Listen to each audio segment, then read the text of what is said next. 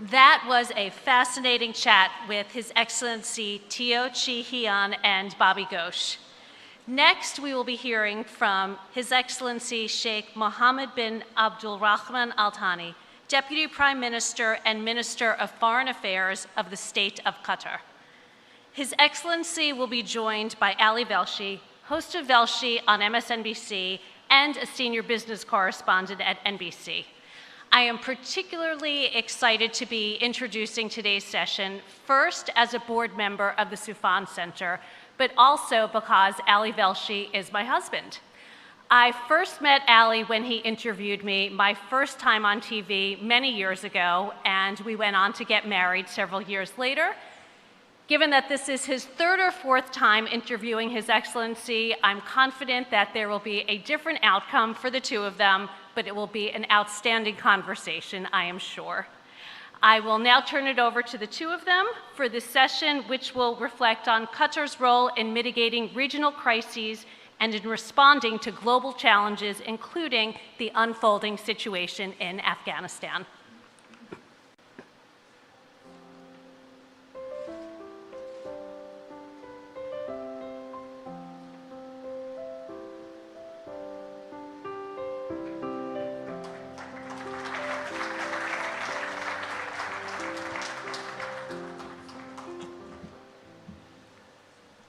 Thank you to Lori, and thank you, Your Excellency. Good to see you again. We met virtually last year, and we hoped and imagined that we'd get a chance to talk in person, and we have. We always enjoy our candid conversations and of course, being hosted here in Qatar. So thank you very much for being here.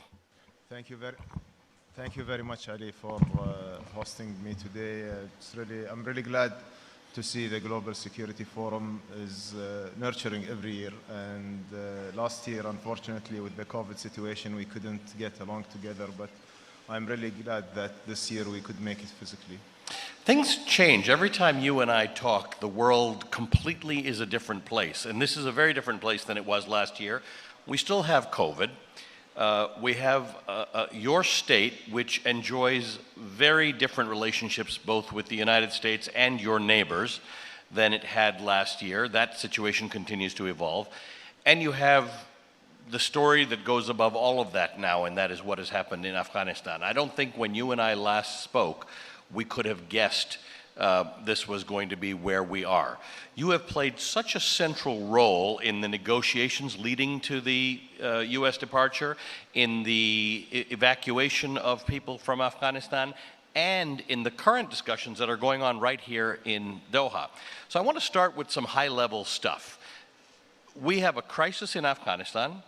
We have a government there, a Taliban government, which is not recognized, supported by, or cooperated with by much of the world.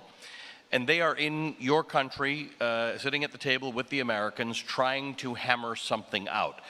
And I think I want to start out with, what does that something look like to you? What does success look like to you with respect to the discussions that are underway right now?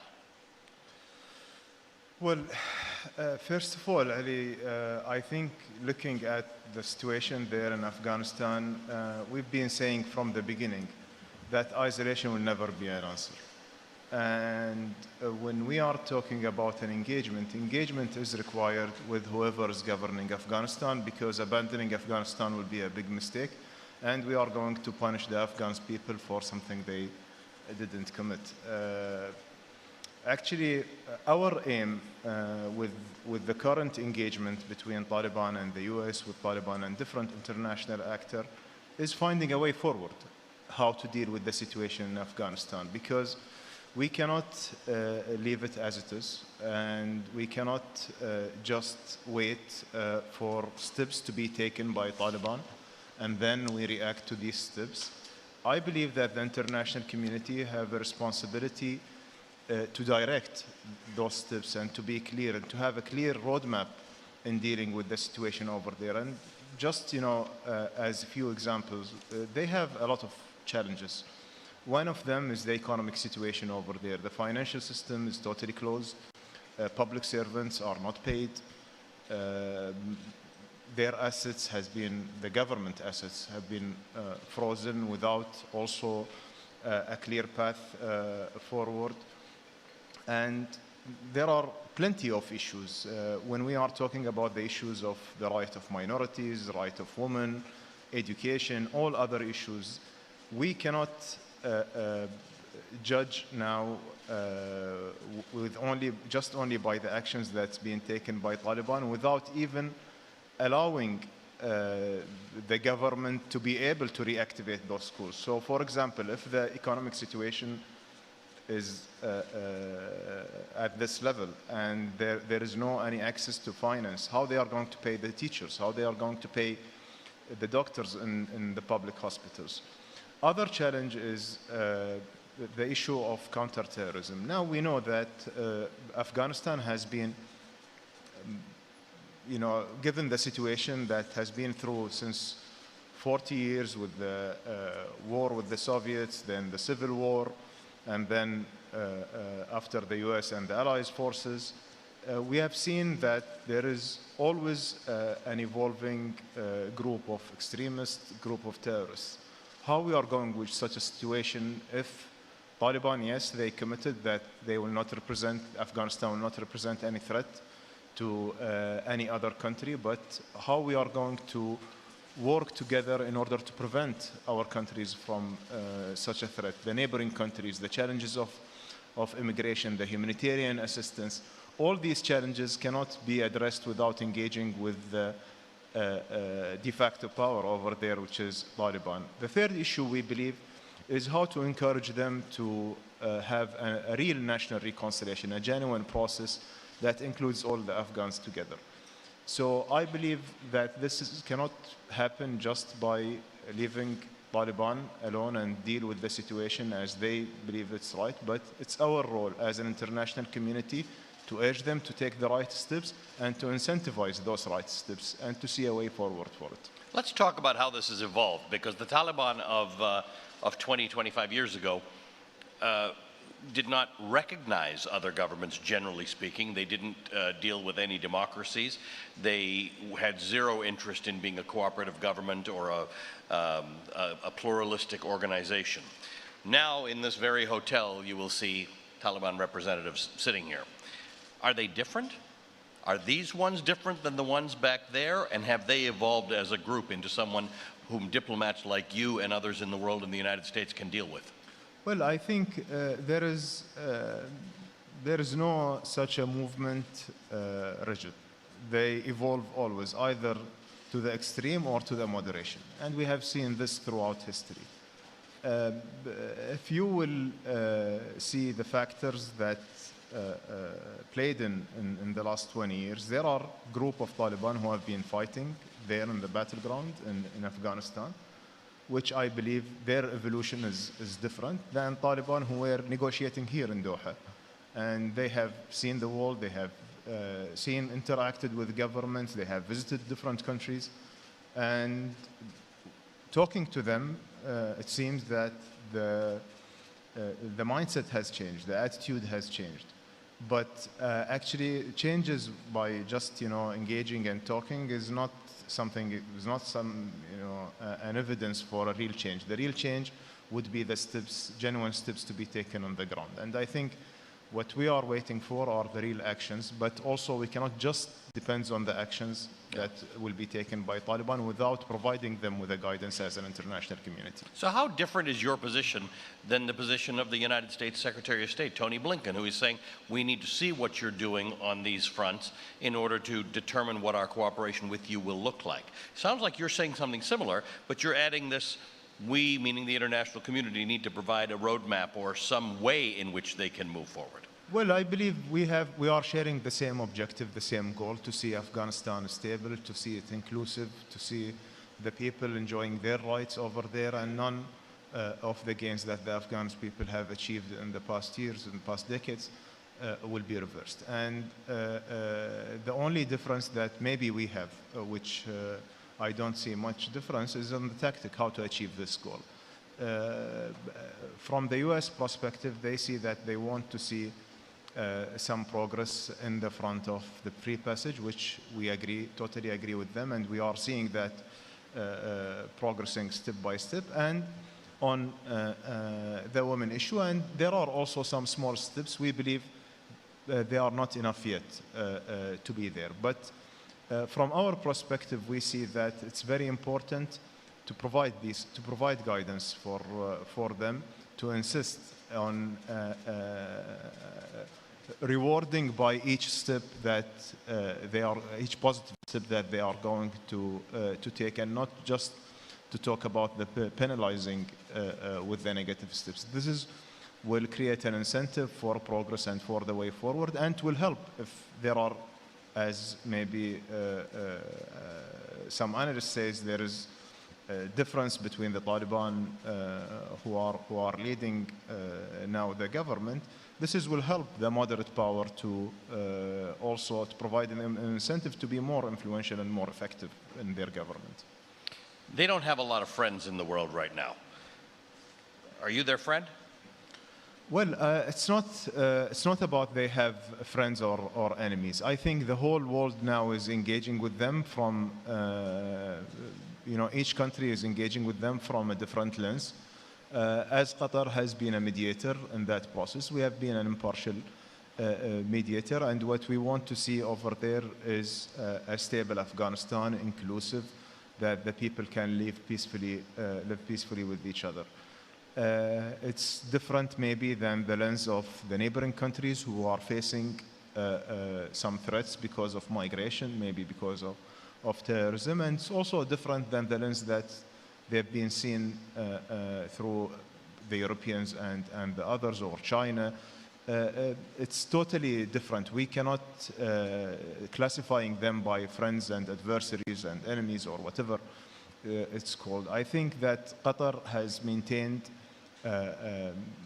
with its neutrality during the negotiation a good relationship with all the Afghan parties, and it's not exclusive for Taliban, but all the other Afghans. We've been engaging with them positively, and we still engaging with them. In fact, when I was visiting Kabul a few weeks ago, I have visited Taliban, and I have met also some of the leaders of the former government, like Abdullah Karzai and others, and we are maintaining a very good relationship, because we believe that the only way forward for all the Afghans to come together.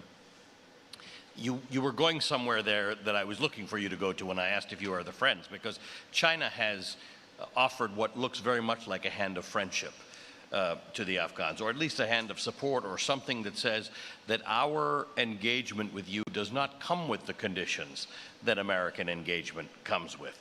And I almost wonder whether you in Qatar are in the best position to tell all the parties involved that there is a real danger that if the West doesn't engage with the Taliban, and it's very distasteful for the West to want to engage with the Taliban until they demonstrate meaningful change in terms of human rights. But if the West doesn't engage with Taliban, is there a meaningful risk that China steps into that void and provides them with the technology and the money that they need? Well, I think that first of all, we shouldn't look at Afghanistan, and our advice to all our friends, including China, shouldn't look at Afghanistan as a competition, or that we are racing toward engaging with them. We should have a cooperative approach. We should unify our vision in dealing with Afghanistan. Part of the challenge that we are facing right now is there is no a clear platform where the international community can come together with the main players and active players on the Afghan issue on a single platform to agree on a unified roadmap and way forward. And that's what we are trying to do by engaging with all the other countries, China, Russia, neighboring countries, Europe, and the United States. We are aiming to reach to that stage, and I believe right now there are different groups who are meeting together to agree on a way forward, and the only way forward will be by getting all those involved parties in one single platform and to agree on a way forward. Because there are a lot of concerns regarding Taliban by Taliban themselves. For example, the sanctions, travel ban, all these issues are requiring Security Council resolutions, which needs Russia, China, and the United States, and France and Britain, all of them together to agree upon. So such a requirement by Taliban cannot be fulfilled only by China or by United States solely. It needs all of them to work together hand in hand. And I believe we can reach there. We are in our reach out to all those countries. We have been listening to them, and we didn't see a big difference right now. I think what we are in need is organizing and streamlining all these processes together. There are many examples around the world, the Quartet in the Middle East, the P5+1 in Iran, the North Korean task force. Obviously, the goal here, or at least what looks obvious, is that Qatar is going to be central to this. The table is probably in this city near us where that is going to happen. What model are you looking toward to move toward agreement with the Taliban? Well, there is no decision yet first on the venue or on Qatar to be a center of this. We are trying to play our role as previous mediator between the Taliban and the US. We continue playing that role also by our relation with the other Afghan parties and the other countries. Qatar maintain a friendly relationship with everyone. We believe that neighboring countries are essential and very important. P5 are important. The EU is important, as well as some regional actors who are also important in the situation there in Afghanistan as concerning them, including some of the large Muslim countries, which they are going to play a very important role in advocating for more moderation by Taliban. And I believe those Muslim countries will have a stronger argument with Taliban if there are any issues arise ahead of us. So I think such a format will be sufficient to provide a consensus within the international community for the way forward. The Taliban had said actually on Saturday that it was going to rule out cooperation with the United States to contain extremist groups in Afghanistan, including ISIS-K. That was one likely spot where both the American public and the American government could say, without recognizing you, without legitimizing you as a government, we both have a separate problem here, and that is extremist groups. I mean, it's interesting even to use that language in respect to the Taliban, but it's a group that even they think of it as an extremist group. How do you manage that? That may be one of the first things to try and bring cooperation on. Well, I think this is not the work of just a few days of the meetings here, but has been a work in the last couple of years when we reached the agreement between the US and Taliban, which was a very clear part of that agreement, not to allow any groups to represent any threat for any other country from Afghanistan, and to be committed to fight any extremist groups in Afghanistan. And as far as we are reaching right now, we have seen that ISIS-K is not only representing a threat for the Afghan people or for the allies forces, but also represented a threat for Taliban, and we have seen them engaging actively over there. And we encourage them to continue that engagement and that confrontation to eliminate such a group and to stabilize the situation in Afghanistan. And we don't see anything that can prevent Taliban from dealing with other countries and cooperate with them in fighting those groups, because we see it as a common interest for everyone, and we are encouraging that, and we hope that this cooperation will expand also beyond Taliban and the US, but also other players. The issue of recognition, Ali, I think people are very much focused on, which we always try to downgrade it because it's not a priority, and we recognize countries, we don't recognize governments. So as long as there is a country called Afghanistan and there are Afghan people, we need to deal with that situation. Despite the government which is in power, we need to find a way forward, not to abandoning this country. And I think everyone now is in line with that, and we are moving forward without talking about the recognition at this stage, but maybe on the way forward. We non-diplomats get caught up on these words. things like recognition and legitimization.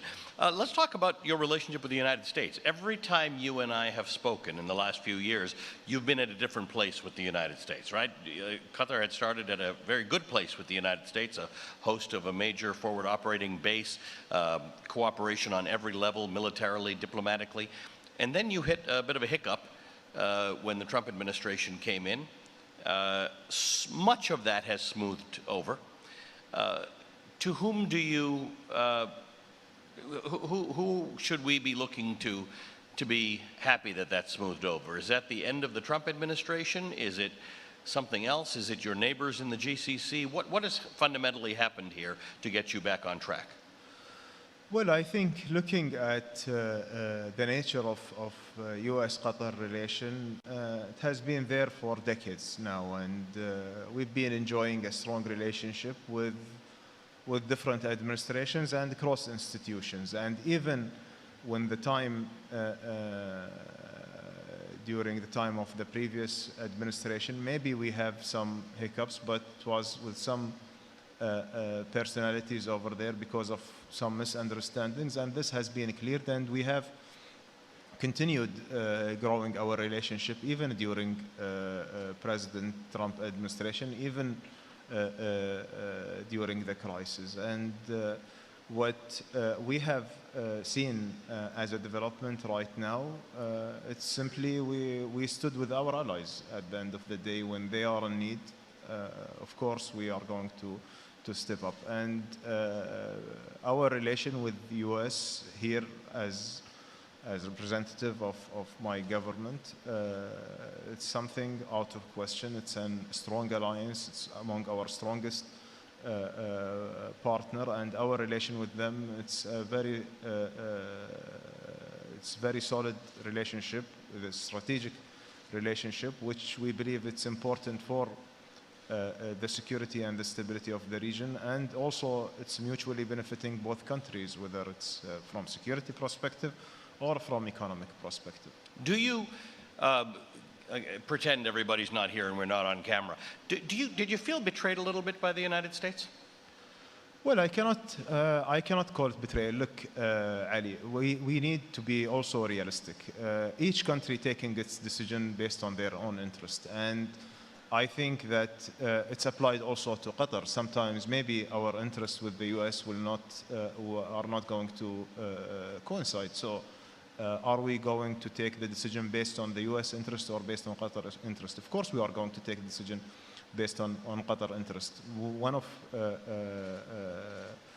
of the issues, if it comes where our interests are common, then we are going to work together. And we believe until now, we have seen a common interest with the U.S. in most of the issues, and we are seeing eye to eye on those issues, and we are working closely together and building upon this. Differences, disagreements on small issues won't be an obstacle for developing a solid foundation for the relationship, as long as the other country is understanding. Each country has its own foreign policy. We need to understand when sometimes U.S. taking decisions which are not align with our policy, and they need also to understand once we are taking decisions not aligned with their interests. So I think it's the nature of the sovereign nation in the 21st century. So you cannot. But the last one was sort of based on misunderstandings, or maybe a U.S. administration that didn't really fully understand its relationship or its role with Qatar. Do you feel that that's been ironed out, at least under the Biden administration, that mistakes or whatever you want to call it, that led to what happened with your neighbors and American support of your neighbors is less likely to happen under the Biden administration? Well, I think that the misunderstanding that happened at that time, back in 2017, it has its own reason. We hope that those reasons will not be again, but I think that what's safeguarding the relationship between Qatar and the U.S. is the solid relationship between the institutions, and this is what has safeguarded it even from the misunderstanding that took place back in 2017. And Qatar continued to pursue that route by building this strong institutional relationship. How do you feel about your relationship with your neighbors now in the GCC? Well, I think it's particularly the neighbor that surrounds you? it's in much better place right now. After Al-Ula declaration, of course, there is a leadership will to repair the relationship between our countries. The crisis, the GCC crisis, which almost took 3.5 years, wasn't an easy one. It's not also easy to restore everything in one day, and will need time. But what we have seen by our leadership is that we are determined to restore this relationship, to rebuild a strong foundation of common interest among all the countries, because we need to stabilize and to bring back the GCC as a stable bloc in our region. It has been a waste of 3.5 years by fracturing the GCC in that way and not to be working effectively, and we missed a lot of opportunities. And I believe all the leaders of the GCC, they are seeing the same thing, and now we want to move forward. We are trying to find and to identify where are the areas where we have common interest and build upon them, and we are exchanging visits with other countries, rebuilding economic relations, which we believe are going to be the important ones for the future. But also we need to look at ways and means for preventive diplomacy in order to prevent our countries from being in such a crisis again. And I think all the leaders, including His Highness the Emir, they are focusing on getting back the GCC as a strong bloc, as strong economically, as strong regionally and politically. And we are, all of us, we are working toward that. What still remains to be done? In other words, are there, compared to 4 years ago, what is not the same as it used to be then? Well, look, as I told you, the crisis definitely has affected the relationship. It's not as it used to be 4 years ago. But it doesn't mean that in these 4 years we didn't learn a lot of lessons. We learned a lot of lessons that we need to identify more areas of common interest, more areas of connectivity between our countries to prevent us from being in such a situation again, and also developing frameworks of preventive diplomacy in order also to avoid getting any conflict to reach to a stage that we have reached to. Of course, as we all know that we cannot get the relation back in a place in one day. It will need time to rebuild. And all the leaders of the GCC, they know that, and they are willing to maintain this engagement until we reach a better level than even we have achieved 4 years ago. You are physically between two major adversaries in the region, Saudi Arabia and Iran. And when this happened, Iran stood by you. And your neighbors don't like that. Now, Iran is in a complicated place. It has become a little more hardline. The United States has discussed getting back into the Iran deal. It doesn't look like we're getting a lot of momentum in that direction. Once again, you're physically and politically in the middle of a major regional issue. Tell me a little bit about how you're thinking about Iran and Saudi Arabia and America and the Iran deal.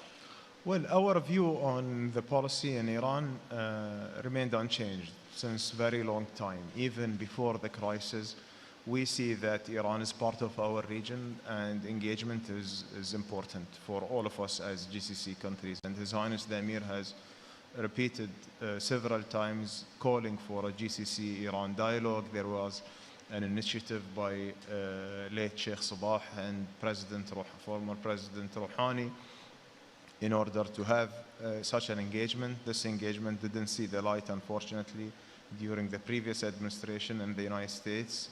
Right now we see some positive momentum between the Saudis and Iran, and we are encouraging that. Our aim is to reach a regional security understanding between the GCC and Iran. Iran is our neighbor. Iran is a player in our region, and we all recognize that. We cannot deny it. We need to engage with them. Our differences, our disagreements can be resolved around the table. It cannot be resolved by confrontation. We cannot change geography. And we believe that the only way forward is to building on cooperation and to build also an area of common interest to prevent our countries from any future risk and instability. Can you play a role in adding momentum to the discussions between Iran, well, not really discussions, but to the effort to revive the nuclear deal? Well, you know that the nuclear part or the JCPOA parties are only the 5+1 and Iran. Qatar or any other country in the region, in our interest to see this agreement back in place and to see that there is no risk of nuclear race in our region. Of course, we are going to provide any assistance or support that will be needed by the parties. We are talking and engaging with Iran, encouraging them to go back to the deal, encouraging the US. Even during Trump administration, we were encouraging them and trying to shuttle between them and the Iranian in order to contain the situation. And we have managed to contain several situations from being exploded. And I think this role Qatar will continue to play because it's in our national interest. It's not because of anything else. Iran is, as you had just mentioned, they are our next door neighbors. We are sharing borders with them. We are sharing the same water. We are sharing the same gas field. So there are a lot of common things, and we need to see Iran flourishing and being an active, positive player in our region, and that's our aim to see them. Right now, we see that the momentum is still not there yet, but we have seen some positive statements by the Iranian new government that they are willing to re-engage in Vienna. We are encouraging them to do so, and also we are encouraging the US to move forward with that, and also encouraging our region to have a separate engagement with Iran, because JCPOA is one part. Our relation with Iran is a full package, and I think that the whole GCC needs to engage directly with Iran away from any interference, and we start to redraw the architect of our region by the GCC initiative and taking the lead in that. Since you and I talked, there's been a lot of activity between Israel, Palestine, and Gaza and Hamas. You are key players in that region as well. Also, since we've talked, the Abraham Accords have come into play. Now, Qatar's history with Israel goes back a long time. You actually enjoyed something akin to diplomatic relationships with Israel a long time ago.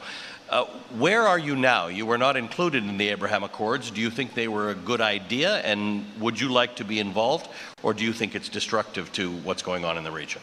Well, look, each country has its own perspective, and we respect each country's sovereignty, and they are building their decisions based on their own assessment. So the steps of Abraham Accord according to Qatar foreign policy is not going along together. Right now, we didn't see the right behavior or the right attitude by the Israelis for a peaceful resolution with the Palestinians themselves, because it was the core of the issue between the Arab countries and Israel, the occupation of the Palestinian territories. But the Abraham Accords skipped that whole thing. Well, as I told you, I'm entitled to talk about our foreign policy. This is our foreign policy. Right. We see that the core of the issue is the occupation. So as long as there is no prospect on that occupation, ending that occupation and having a fair and just solution, I don't see Qatar taking such a step of normalization. Israel is there. We are dealing with them. We continued our relation with them to serve the Palestinian people, to accommodate for the needs for the people, whether in Gaza or in the West Bank, and trying to facilitate when there is any escalation and tension. We are trying to work together with our regional partners in order to get, to provide some assistance to get to a stage where it's calmer than it used to be. But as long as the core issue between the Palestinians and the Israelis are not resolved, and we don't see any prospect for a peace process, we don't think that this agreement will help. I mean, between us and Israel will help in resolving that issue. Look, Qatar is for peace. Qatar has been advocating for that for a long time. When we have seen a positive prospects back in the 90s, we were the first ones to take such a step. But when we have seen Yes. the behavior afterward, So you have a history of being able to enjoy diplomatic relationships with Israel under the correct circumstances. yes. However, do you see anything in the change of government in Israel and the departure of Benjamin Netanyahu that makes that prospect of an agreement or a settlement or something look more likely? Well, we hope, but until now, we didn't see any real step. I mean, we are just talking about alleviating the economic situation there with the Palestinians, which is part of the problem, but not the core of the problem. The core of the problem is political. As long as the peace process is not addressed, you cannot just count on economic normalization or economic assistance and just forget about the occupation itself. So we believe that the issue is political, economic, social, it's all dimension, but the core of it is political. It is an occupation that needs to end. What do you think about the way in which this last flare-up between them was conducted in the media? It does seem that whether it was the influence of social media or something else, there was more reporting from Gaza. There was more reporting from the Palestinian perspective. Do you think that the media has had an impact on how the world sees this? Well, I think it's both. It's the act itself, and especially when it started with the eviction of the people in Sheikh Jarrah neighborhood, the provocation in Al-Aqsa that took place with the social media or the media overall has provided the platform for this, and they have seen what has been made for the Palestinian people over there. And then also, of course, on the war in Gaza, we have seen that the media itself been targeted in that, and they've been shot by rockets by the Israelis, the building of all the media outlets, and it started to show what's happening on the ground, which the people, the public, previously they didn't see. And do you think that fundamentally has, so let's go back to the conversation about the GCC and the troubles that you've had here over the last few years. Of the demands that Saudi Arabia made at the beginning of the embargo, it's a list of many of them, media was high up on the list. Your media here in Qatar, Al Jazeera, is a thorn in the side of your neighbors, or particularly Saudi Arabia, your neighbor. What's happened with that? How did you get past that, and how did they get past that? Well, I think, given the time of the crisis and what it took and what it costed us as GCC countries, we are not talking about demands or,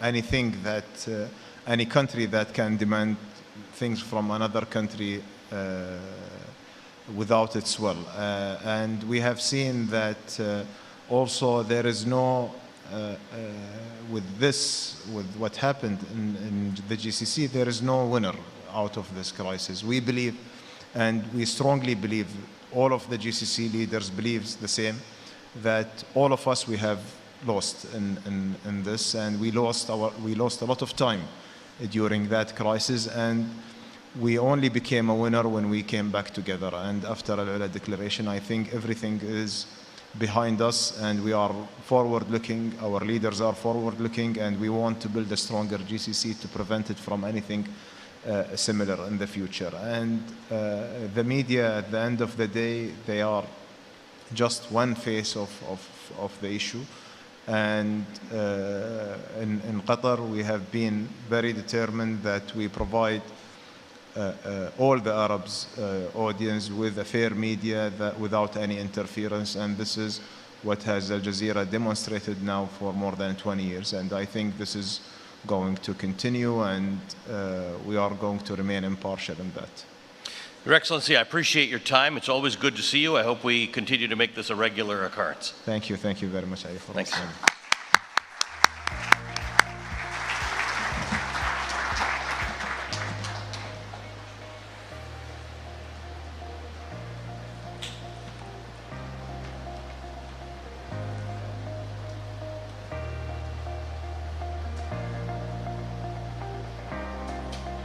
Please be seated as His Excellency leaves, and we'll get started with our next session right now. Okay.